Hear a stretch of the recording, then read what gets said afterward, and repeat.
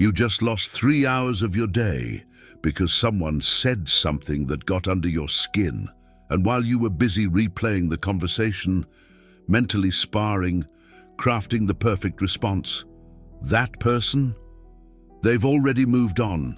They probably don't even remember it. Carl Jung figured out why this happens way back in 1912, and Andrew Huberman validated it with hard neuroscience in 2023. What you're about to learn over the next few minutes isn't just about managing your emotions. It's about permanently rewiring your brain. It's about finally ending the mental hijacking, the attention theft that other people inflict on you. My name is Alex, and this channel connects the psychological breakthroughs of Carl Jung with the neuroscientific validations of Andrew Huberman. Over the next few minutes, you're going to understand the exact mechanism of irritation, the 72-hour protocol that eliminates automatic reactions, and why 90% of the people who irritate you are actually showing you something about yourself, something you're refusing to see. If you want real psychological sovereignty, not just some cheap imitation of control, stick around until the end. There's a neurological mistake that 99% of people make that completely undoes this entire protocol, and I'm going to reveal exactly what it is. Let me show you what Jung discovered back in 1912 that changed everything. He was treating a patient named Emily, a 40-year-old executive, incredibly competent, successful. Emily had a very specific problem. She couldn't be in the same room as her sister without feeling a gut-wrenching rage. Her sister didn't have to do anything, just existing, just talking, just breathing, sent Emily's blood boiling. Jung asked Emily a question that seemed almost absurd. What exactly about your sister irritates you? Emily responded immediately, she's fake. She smiles at everyone. She's never authentic, always putting on a show. Jung noted that, and then he asked the second question, and you, are you always authentic? Emily was offended. Of course I am. I say what I mean. I don't pretend. Jung then showed Emily the records from her last 8 sessions. In every one of them, Emily had described situations where she had smiled when she was angry, agreed when she disagreed, praised when she thought something was terrible. All for professional convenience, for social strategy, for keeping the peace. So, is Emily authentic? No. Emily puts on just as much of a show as her sister does. The difference? Emily refuses to admit it to herself, so she projects it onto her sister and feels rage. This is what Jung called shadow projection. The shadow is everything that you are, but refuse to admit that you are. Every trait, every behavior, every characteristic that you judge as unacceptable in yourself.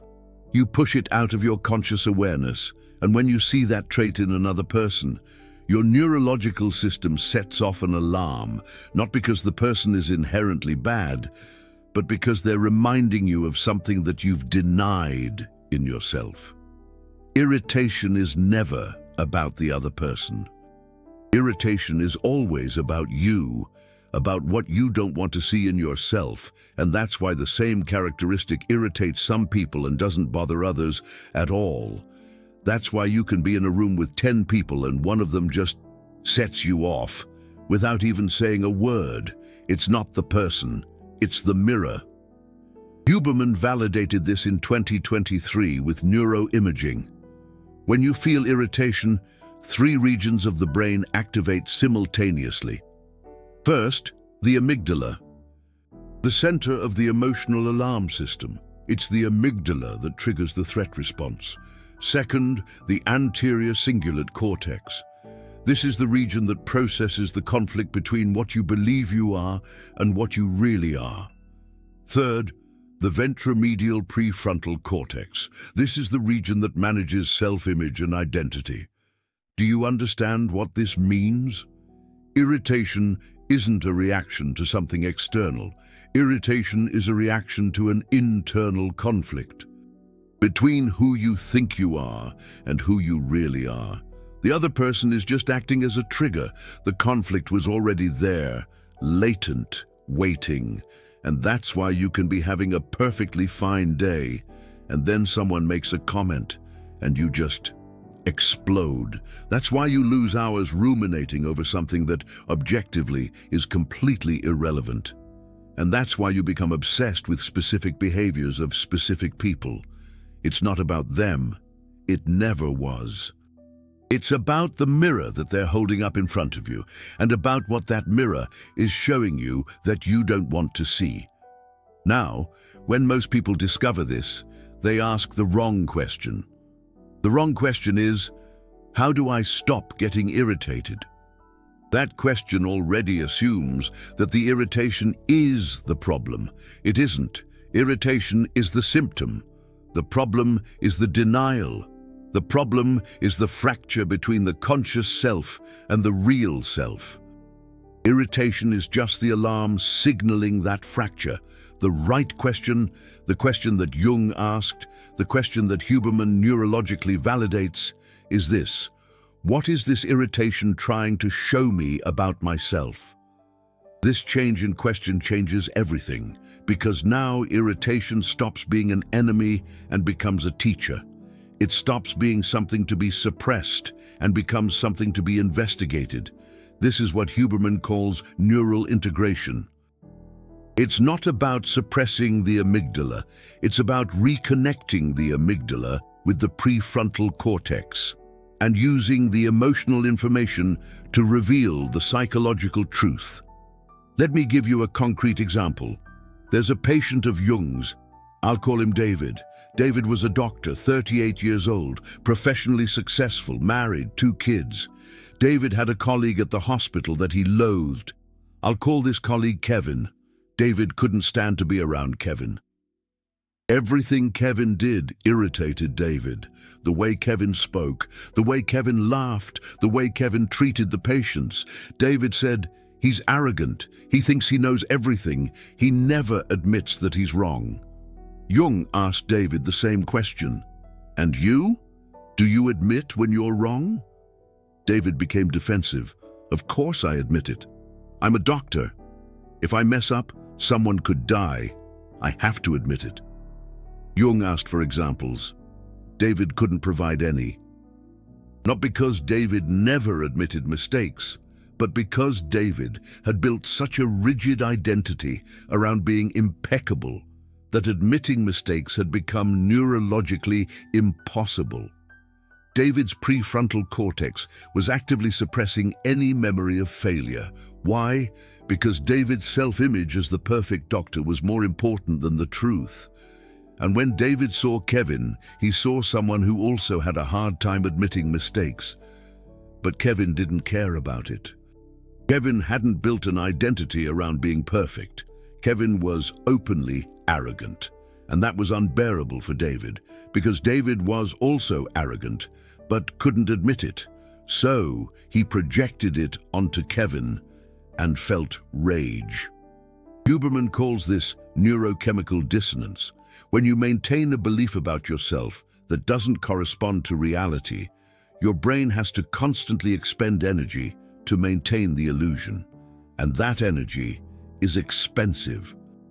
It's energy that could be used for creativity, for problem solving, for social connection, but instead it's being used to maintain a lie.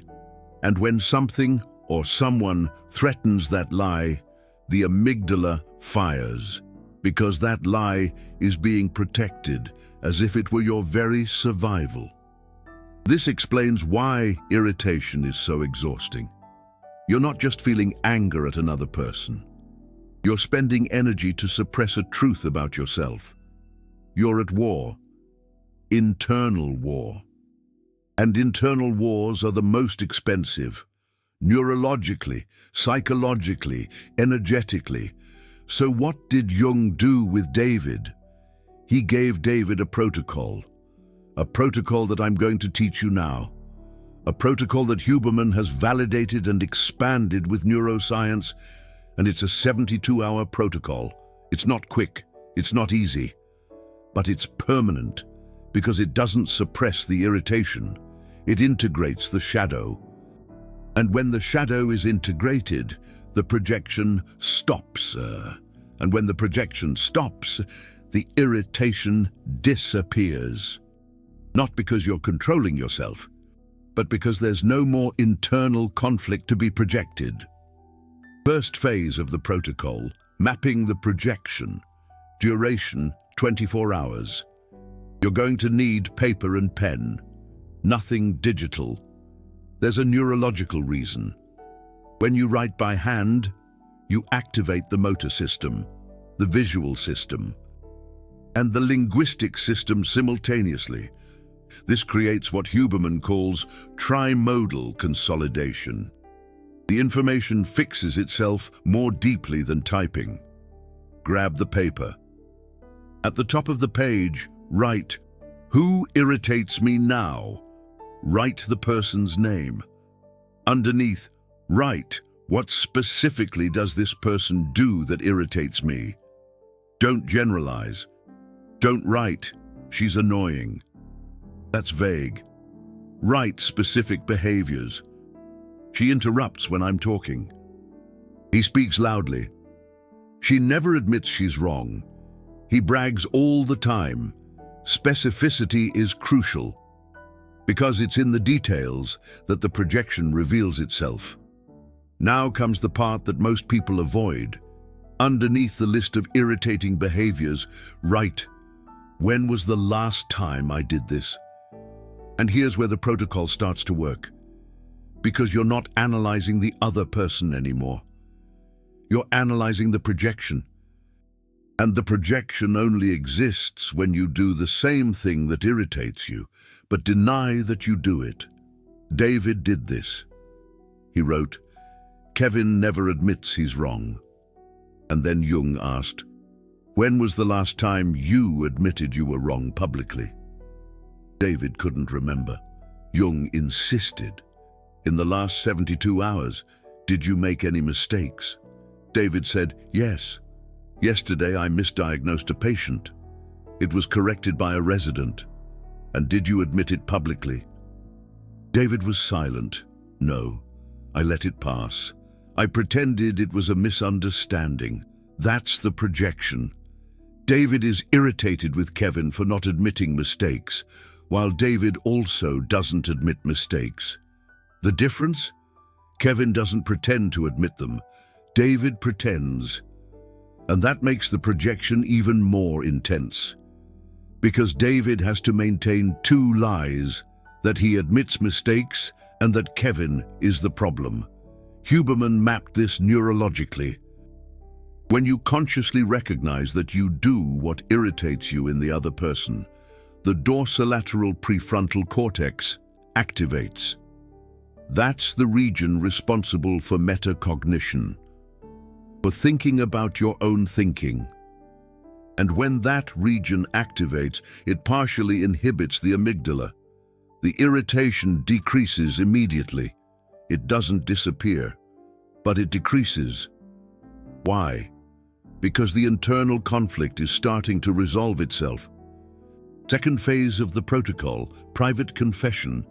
Duration, 24 hours. You're going to take the list you wrote, the behaviors that irritate you in the other person, and that you also do. And you're going to write a confession. But it's not a public confession. It's not for anyone to read. It's a confession for yourself, for your psyche, for your shadow. The confession has a specific format. It starts like this: I deny that I am, and then list. Example, I deny that I am arrogant. I deny that I interrupt people. I deny that I need to always be right. Whatever irritates you in the other person, you put here. Because if it irritates you, it's because you deny it in yourself. And after listing, you write, but the truth is that, and list again. But this time with concrete examples. Example, but the truth is that I am arrogant. Yesterday I corrected my colleague in front of everyone. Not because he was wrong, but because I wanted to show that I knew more. But the truth is that I interrupt people. This morning I cut my wife off mid-sentence because I thought what I had to say was more important. This is what Jung calls shadow recognition. And it's the first step of integration. You're not punishing yourself. You're not judging yourself. You're simply recognizing. This is true. I do this. I am this. And when you recognize, something neurological happens. The energy that was being spent to maintain the denial is released. And with that energy released, the irritation decreases even more. Huberman explains it like this. Neurochemical dissonance is metabolically expensive. Maintaining a false belief about yourself requires active suppression. And active suppression consumes glucose, consumes neurotransmitters, consumes attention.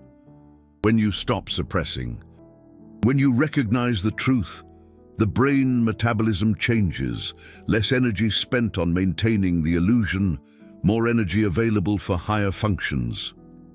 And one of the first things that happens, you stop getting irritated because there's no more conflict to project. Third phase of the protocol, active integration. Duration, 24 hours. This is the most difficult phase because it's not just recognizing the shadow, it's integrating it. And integration means action. It means doing something different. It means breaking the neurological pattern. You're going to take the list of behaviors that irritate you and that you recognized in yourself. And you're going to choose one, only one, the most difficult, the one you deny the most. And in the next 24 hours, you're going to do the opposite, publicly. If what irritates you is arrogance, and you recognize that you're also arrogant, you're going to publicly admit that you don't know something. If what irritates you is interruption, and you recognize that you also interrupt, you're going to publicly let someone finish speaking, even if you disagree. David did this. The behavior that most irritated him in Kevin was the refusal to admit mistakes. And David recognized that he also did this. So Jung gave David a task. In the next 24 hours, publicly admit a medical error. A small error. Not something that puts anyone at risk, but an error in front of colleagues, without justifications, without excuses. David did it. The next day, during a clinical meeting, he said, "Yesterday, I misdiagnosed the patient in bed 7. It was a hasty analysis. The resident was right. I was wrong. It was 10 seconds. But neurologically, it was 10 seconds that reconfigured years of pattern. The amygdala fired. The prefrontal cortex entered into conflict. But David maintained. He didn't justify. He didn't minimize. He simply recognized. And what happened after? David went home, and for the first time in months, Alex thought about Kevin and didn't feel rage. He felt indifference because there was no more projection. David had admitted that he also had difficulty acknowledging his mistakes. David had publicly done what he judged in Kevin. And when you do what you judge in others, the projection dissolves because there's no more denial to sustain the projection. Huberman calls this self-directed neuroplasticity. You're not waiting for your brain to change on its own. You're actively creating new neural pathways through deliberate behavior, and these new pathways, with repetition, become the new patterns. Does this mean you'll never feel irritation again? No, it means that irritation becomes information. It becomes a signal. Every time you feel intense irritation towards someone, you'll know there's something here that I'm denying in myself, and you'll have a protocol to investigate. Now, there's something Jung discovered that's absolutely crucial. There's a type of irritation that isn't projection, and if you confuse the two, you'll get lost. Let me explain. There's irritation that's shadow projection. Someone irritates you because they remind you of something you deny in yourself, but there's irritation that's a boundary violation. Someone irritates you because they're genuinely crossing a boundary you've set. How do you differentiate? Jung offered a simple test. Ask yourself the following question. If I were doing what this person is doing, would I be irritated with myself? If the answer is yes, it's projection. You're irritated because the person is doing something you deem unacceptable, and you also do it, but deny it. If the answer is no, it's a boundary violation. You're irritated because the person is genuinely overstepping a space you've defined as your own. Example of projection: someone's talking loudly on the bus. You feel rage. If you did that, would you be irritated with yourself? Probably yes, because you judge talking loudly as inconsiderate.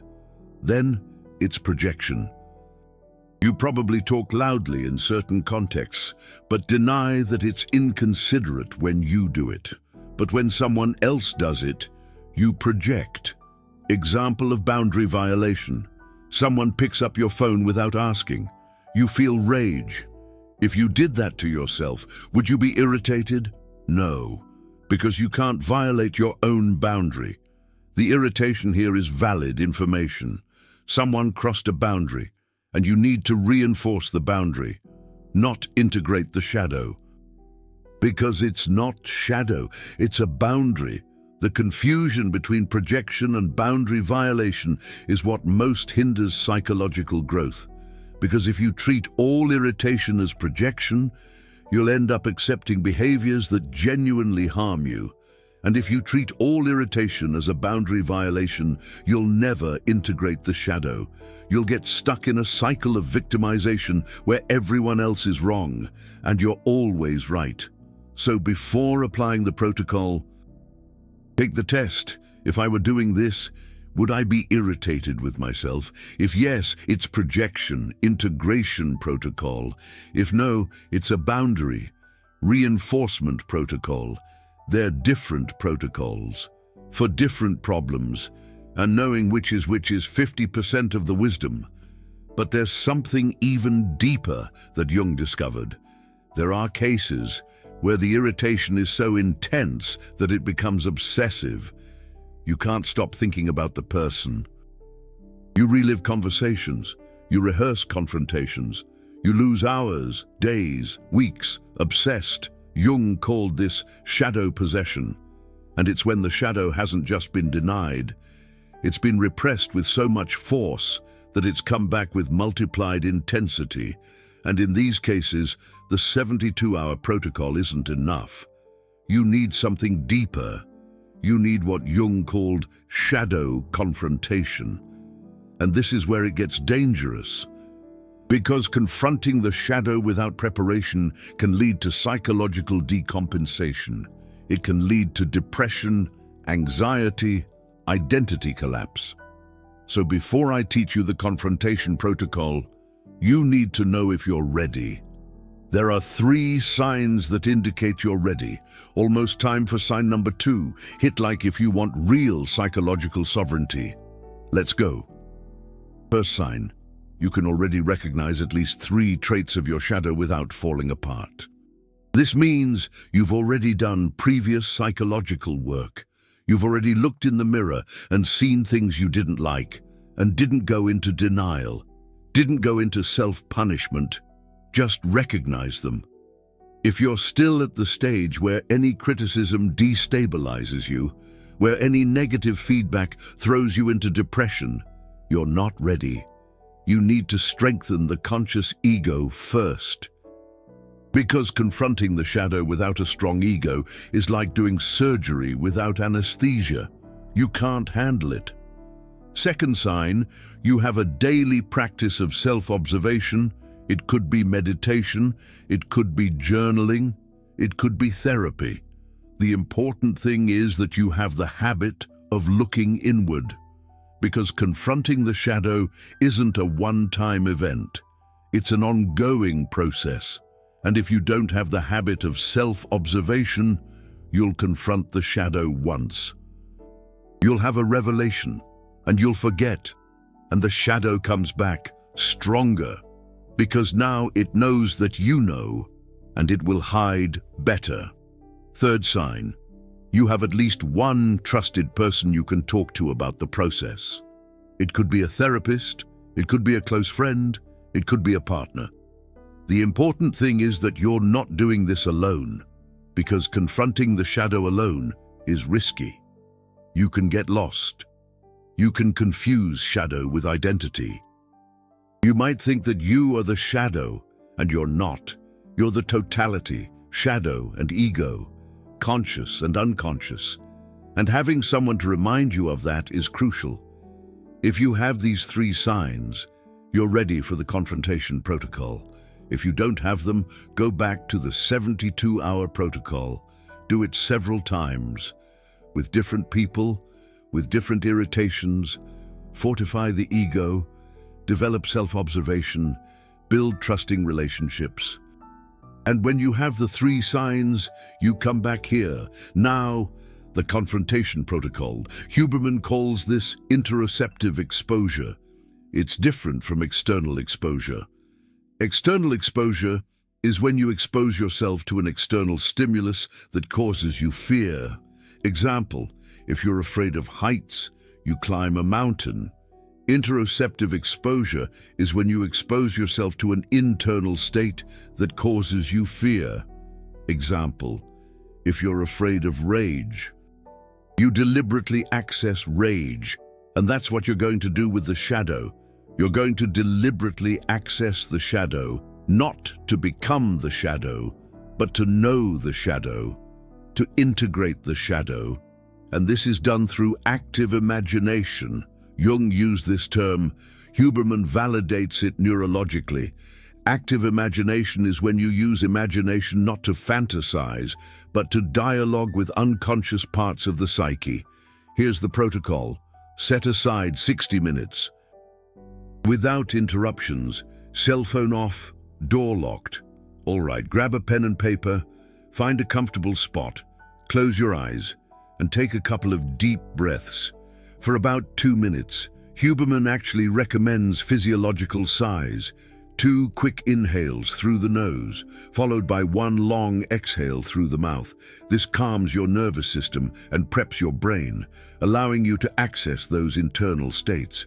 Now, after those 2 minutes, here's what we're going to do. Bring to mind the person who irritates you the most, the one you're completely obsessed with. Visualize them standing right in front of you, but not as they actually are. See them as you perceive them, exaggerated, distorted.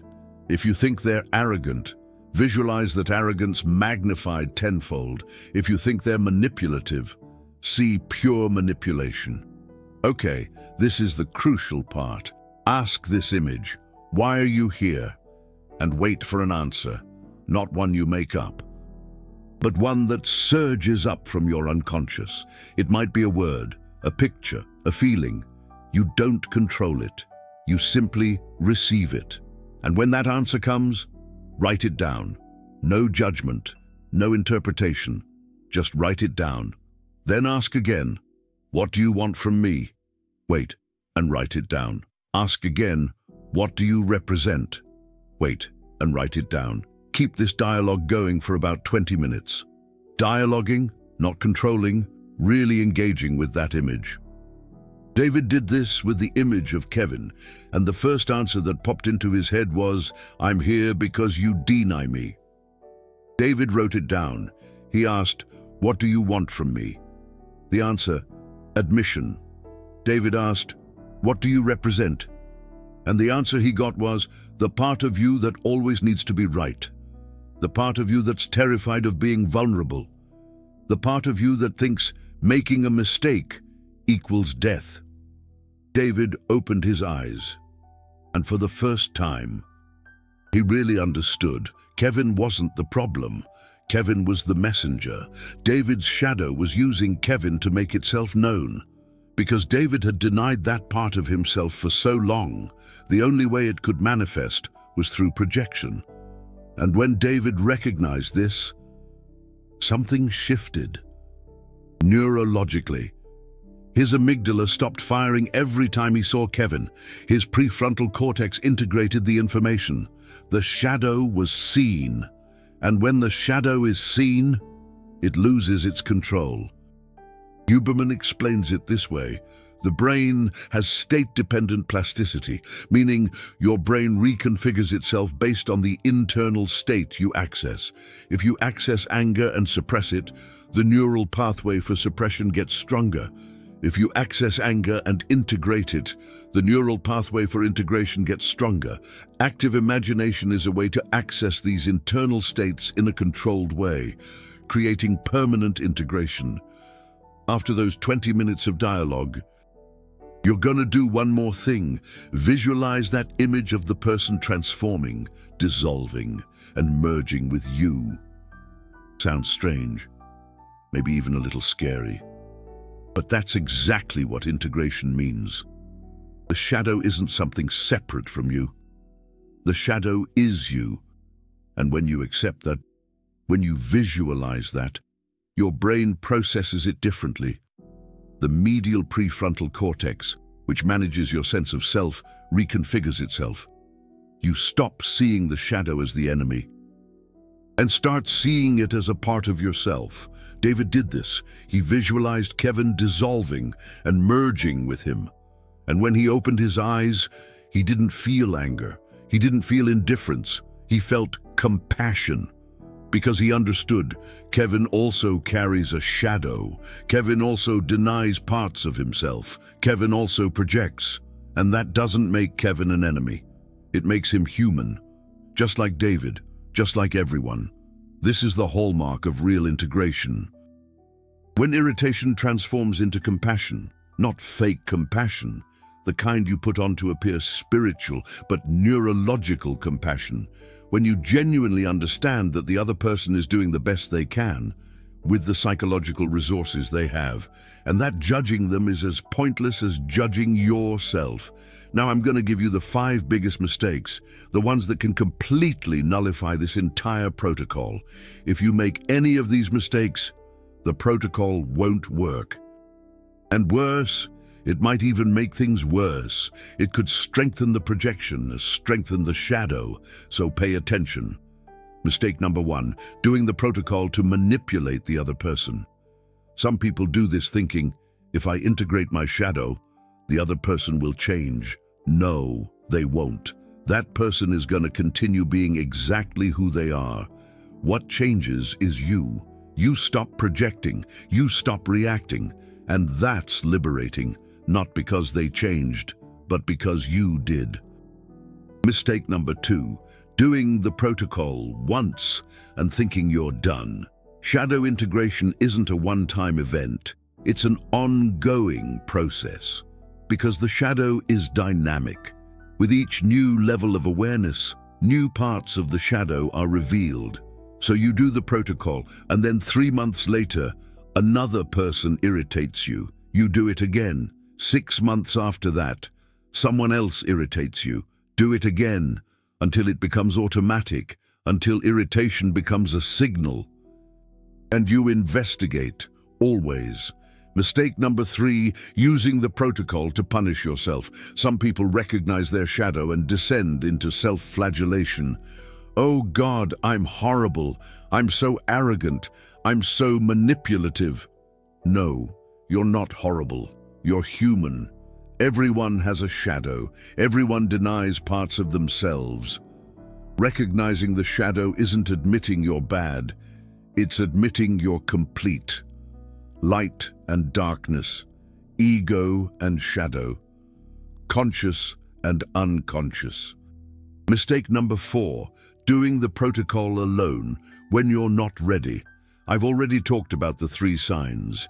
If you don't have those 3 signs and you try to do the confrontation protocol, you can destabilize yourself. You can fall into depression, have an identity crisis. So be honest with yourself. Are you ready? If so, go for it. If not, go back to the 72-hour protocol. There's no shame in that. There's wisdom. Mistake number 5. Thinking that shadow integration will make you perfect. It won't. It'll make you whole. Whole is different than perfect. Perfect is when you have no flaws. Whole is when you accept that you have flaws, and you don't project them, you don't deny them, you don't pretend. You just accept them and act from that acceptance. That's psychological sovereignty, not perfection, totality. Huberman talks about this. He calls it neural flexibility. When you have neural flexibility, you're not trapped in rigid patterns. You don't need to defend yourself all the time. You don't need to prove anything, because you've already accepted all parts of yourself. So when someone criticizes you, you don't get triggered. You consider it. Could it be true? If so, integrate it. If not, ignore it. But don't react, because there's no threat.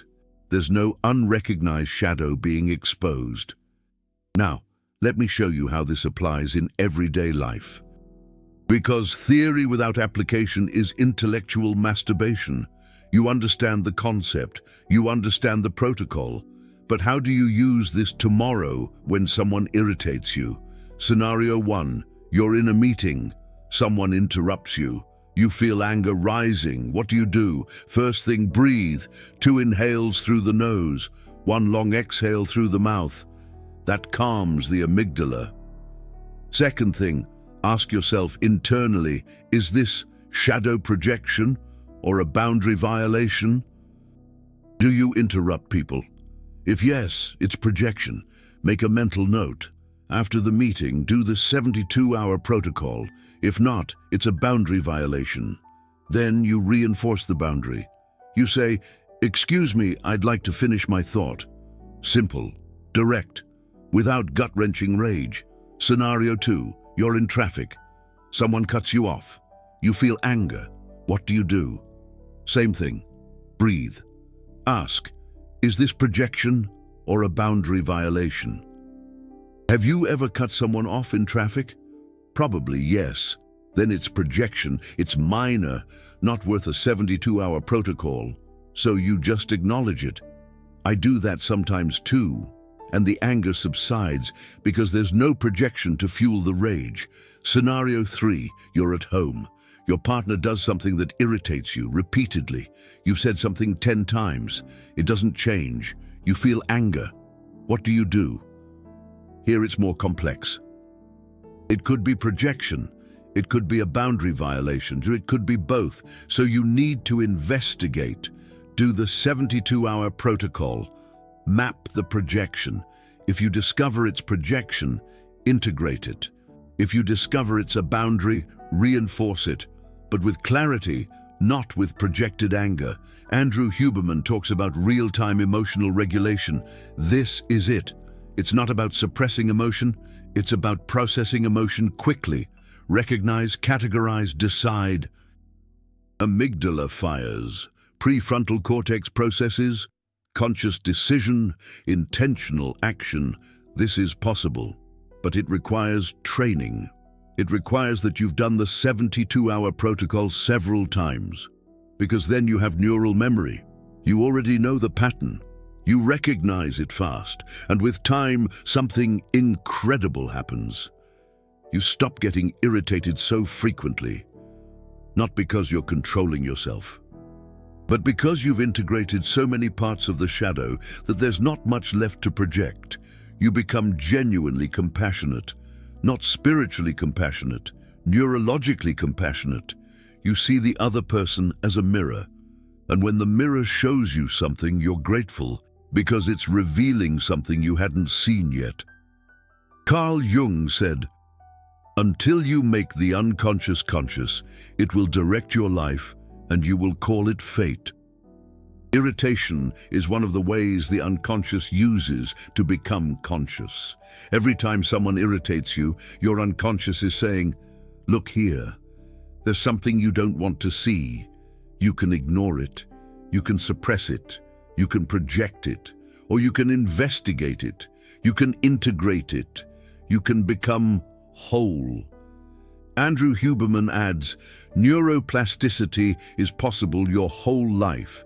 You're not stuck with your patterns. You can reconfigure. But it requires deliberate action. It requires exposure to the state you want to change. It requires repetition. And that's what the protocol does. Exposes you to the shadow in a controlled way, repeatedly, until integration becomes automatic. So let me summarize. Irritation isn't about the other person. It's about you, about what you deny in yourself. 72-hour protocol for integrating, mapping, confession, active integration. Confrontation protocol for deep shadows, active imagination, dialogue fusion, differentiate projection from boundary violation, avoid the 5 mistakes, apply it in daily life, train until it becomes automatic. This is psychological sovereignty. And when you have psychological sovereignty, no one else hijacks your attention. No one else steals your peace. No one else controls your emotions, because you stopped projecting. You stopped denying. You became whole. And when you're whole, you're free. Now, if this video resonated with you, if you recognized patterns, if you want to go deeper, there are 3 ways to support the channel and deepen your process. First, there's a super thanks right below the video. It's a way for you to literally thank the content while supporting the continuation of these videos. Click down there. Second way, comment below who irritates you the most right now and why. Don't put a name, but put the behavior. Your brain already starts to integrate just by writing consciously. Third way, subscribe to the channel. I post weekly videos connecting Carl Jung and Andrew Huberman. Deep psychology with neuroscientific validation. For those who want real transformation, not superficial self-help. And if you want a practical next step, watch this video here that YouTube is recommending. It's about how to use the shadow not only to stop getting irritated, but to access psychological power you didn't even know you had. Because the shadow isn't just darkness, it's also repressed force and denied genius. And when you integrate, you not only stop getting irritated, you become more potent. Much more. Thanks for watching until the end. It shows that you don't just want psychological comfort. You want truth, and truth hurts. But it liberates. I'll see you in the next video.